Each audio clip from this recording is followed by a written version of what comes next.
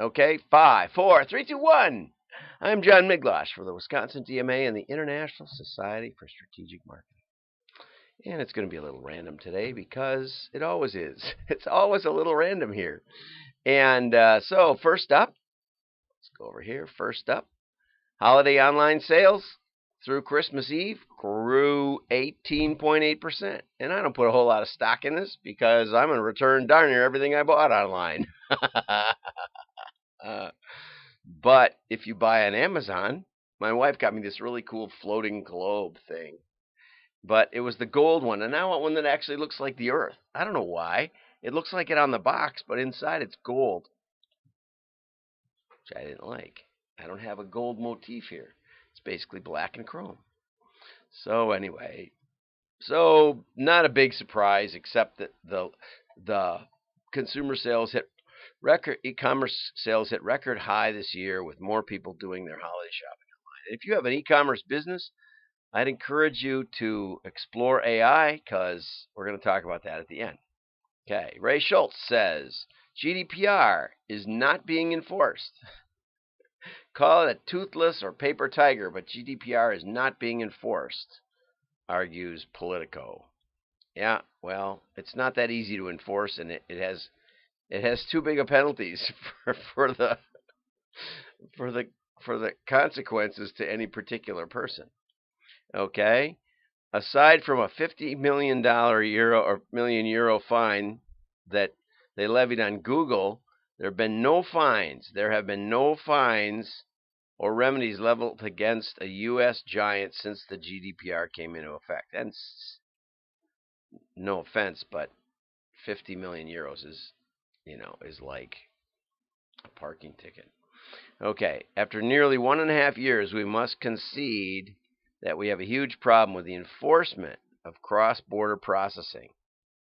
So just like HIPAA, I remember the first time I went into a doctor's office, and they said, John, and of course usually they just give up on my last name, but it was like, why don't you say my name? There were, 3 of us raised our hand. Well, we can't because of HIPAA regulations. I said, I know somebody in the White House, and they told me that there are only 2 little old ladies enforcing HIPAA. Well, but there's potential consequences. So everybody's running around, changing their business, spending billions of dollars on software because of these regulations that are difficult and underfunded to enforce. The delays have to do with the complexity of enforcing a new law, right? And the obstacles are a bureaucratic logjam, right? It's a mess. So anyway, luckily it's a mess, right? Okay, we got that one done. Now, Lincoln Aviator. I want to talk about this. Lincoln Aviator's versatility, and this is just a placeholder. We're going to go look at the Lincoln Aviator commercial. So we got to go over here to the Aviator commercial.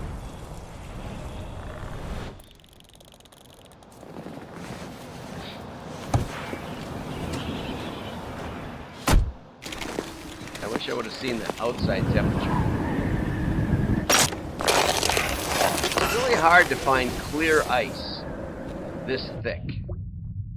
So I don't know where they found it. But the ice looks like it's about a foot and a half thick.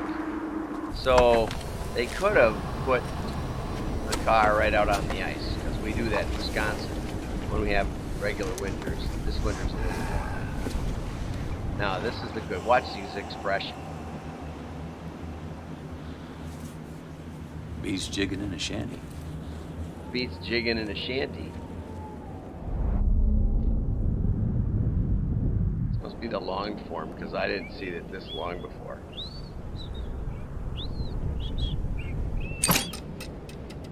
Tip up. We used to yell from the house. We used to fish from our house, which was not strictly legal because you couldn't prove you were attending to them. But I just wanted to show it, partly because I've never seen an ice fishing commercial as ice fishing being the sort of centerpiece of a car commercial. So bravo for that. I get shivers just thinking about ice fishing because we used to sit out there in the wind and cold and freeze. And then we figured out we got tip ups with little AAA batteries or AA batteries. The light would go on, and then we could fish from the house. And then we were told that wasn't strictly legal because how did we prove that we were watching them? Whereas if you're out next to them, you're gonna, but who wants to be out next to them? Okay, so let's get to one more news item that I wanted to get to. And, oh no, let's have some fun while we're here. Let's go over to Google. This is a great ad. I really liked it.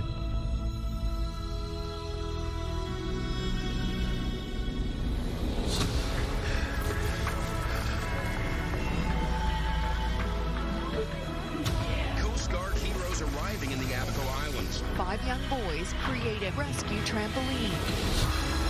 Look at that. We have seen what we thought was unseeable. A relay Black of hole dogs will lead blind runner Tom Panic across the finish line. Nicolas Mahut lost in the French Open, but then his 7-year-old son ran onto the cart to give his dad a big hug. Her and her sister have been heroes for many little girls out there. I will pick my amazing mom. She's my hero.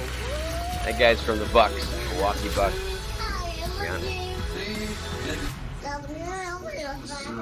Exactly what I was thinking. When you are free to be you, it is the best feeling in the world. He's the Sully Sullenberger of pizza. My family is making a grant to eliminate their student loans. We know deep down what's right and what's needed. I'm gonna fight this. Who says I can't? Nobody! Here it comes. Never been done in competition. The category is love, y'all. Love! Use your heart, your courage and vision to fix, to heal, to empathize, to connect. Because living life for something bigger than yourself is a hero's journey.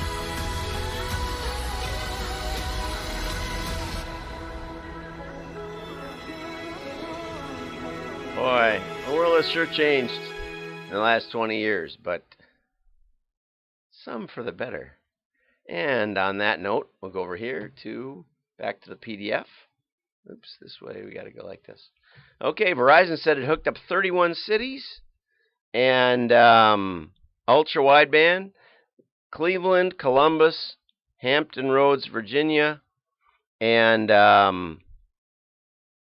the big cities is limited, but these inaugurals give the wireless service a chance for some local marketing, right? They're going to end some testing, and I think that's probably the best way to do it. Okay, and I think this is a game changer, not in the way that most people think. Most people are talking about the Internet of Things and all that, and how your refrigerator can talk to your toaster. Sorry, but I just don't see the need for that. I don't even see the need for, we have coffee pots that you can set the time and it's going to turn on the coffee. But to do that, you have to make the coffee the night before. And who does that? And do we really trust it anyway? We don't trust those little beforehand things. We want to make the coffee when we want the coffee. We don't want it to sit in the pot all night and aerate or sit in the hopper ready to go. At least I don't anyway. So don't get too psyched about the Internet of Things, but it's going to be able to. You're going to be able to stream to your router. You're going to basically buy a cell service for your home that's going to get as good a service as the wired, as the cable, because the cable keeps suppressing how much they put across it, and it's going to really. I think it's going to really bring competition. That's what I think. It's going to bring the guys with the towers already are going to be able to hook up to your house, and data I think is going to plunge because it's going to get super competitive when the landlines get into play and those companies get into play, and they'll have to react to it too, and that's the way it works. That's the great thing. And data, they make a fortune on data. My daughter used to work for Verizon, and she said, voice is real easy to tell the quality. It goes and drops the call and all that, and you can't have that. So they have to dedicate a lot more like bandwidth energy to the voice conversation, and you have to have two uh, you have to have a connection both ways so you can talk over each other, which we all do. But data is like, it's like it's intermittent, and it doesn't really tax the towers much, and so it's really profitable. But we don't have the kind of competition in the United States that we ought to. So that's I'd say that's good news. Now, the last article I wanted to get to was 5 times AI replaced humans in 2019. And I had really high hopes for this article. It's in Ad Age. And the first one was artificial intelligence outperformed such tasks as writing ad copy, they said. Okay, I'd love to go head-to-head on that one. I can't tell you. It depends on what you mean by ad copy, but I'm sure it means keywords in the headline or something and clicks. I doubt if it was sales. Okay, Kohl's tried out some Google technology, and it said it was going to use more AI in email subject lines. And I get emails. You bought this, you might like that. Are you kidding? I bought some whiskey glasses, and they sent me a bug zapper for my porch. Okay, well, I guess it was better than nothing. I looked at it. I laughed. They did a composite of a woman with short, dark hair because that was the kind of people that visited food banks. They did a composite picture. Now, I liked Google better because there were things in there I didn't, weren't my favorite things in 2019. But you know what? There were some things in there that were really great that I really remembered about 2019. And it went fast. And a local news site operator said they could publish 3,000 stories a week using AI to write the stories. It reminds me a little bit of, I think it was Brave New World, but it might have been 1984, but I'm pretty sure it was Brave New World, where they were writing, you can fact check me on this, but it's one of the two, where they wrote music. The pop music was written by computers, and it would just manufacture a melody to be catching and sort of repeat words, and that's how they did music. And the state ran that computer opera, and I think that was really prescient for being written back in wherever it was, back in the 70s or 60s or whatever. And so now we're writing news articles that way. And how could we possibly not have fake news? And finally, cosmetics brand Essence created a virtual Instagram influencer. And other non-real stars included Lila Miquela, whose kiss with supermodel Bella Hadid. A Calvin Klein ad sparked a backlash and apology early this year. Now, what are these stories? I was expecting a lot from this because it was Ad Age. And Adrian Pasquarelli, you didn't let me down in the sense of what I expected, which was no quantifiable results. Nothing got sold. Nothing got measured as far as I can tell, or at least nothing in the ad is mentioned. And this is the number one factor I see in AI hype. Doesn't move the needle. Now, I'm not saying a good chatbot isn't better than a bad chatbot, but I always make it a point to ask a difficult question. And they make a point to say, I'm not capable or I'm not qualified to answer that. So you waste my time anyway. Because, if I had an easy question, like, what's your phone number, which isn't an easy question anymore, but they won't answer that either. If there's an answer I can't find, it's not likely the chatbot is going to find it either. So here's the teaser at the end, which is that the AI we got our results in, and they are astounding.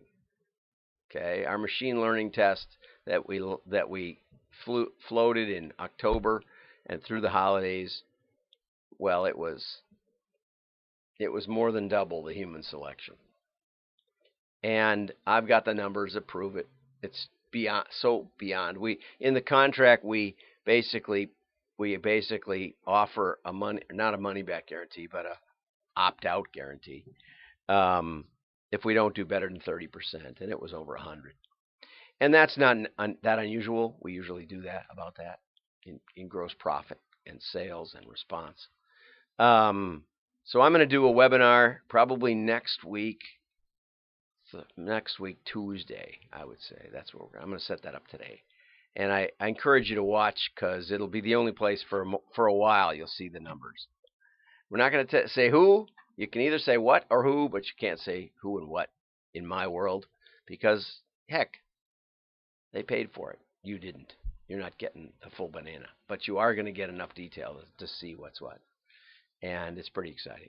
It's very exciting, especially if you have 100,000 or better e-commerce customers that you don't know what to do with, and you don't know how to move the needle, or 1 million, or 2 million, or 4 million, and your effectiveness seems to be declining in social media and email. We got something for you, for explosive growth. So I'm John Miglosh. Have a great day. Like and share. Your